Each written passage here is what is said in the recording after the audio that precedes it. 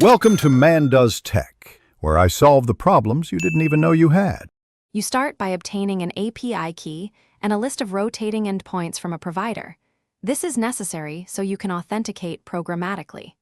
Once done, store 1050 proxies or endpoint templates in a simple CSV or JSON file so rotation is predictable.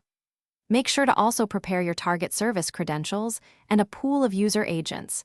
That reduces fingerprinting. Now you're ready to move into integration and test a single authenticated request to confirm access. You will integrate the proxy list into your HTTP client or scraper by coding a rotation scheduler. Choose round-robin for fairness or random when predictability is bad. Then assign proxy credentials, a varied user agent, and per request headers so each connection looks distinct. Once you have a request pipeline, add retry logic. Try up to 3 times with exponential backoff and switch proxies on failure. This reduces ban risk and keeps throughput steady when individual proxies fail. You finish by running stage tests.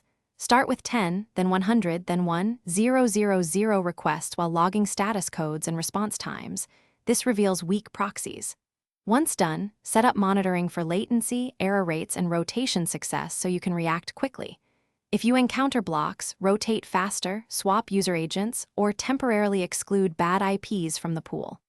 One troubleshooting tip: if many consecutive failures occur, pause the batch, audit headers and CAPTCHA triggers, then resume with.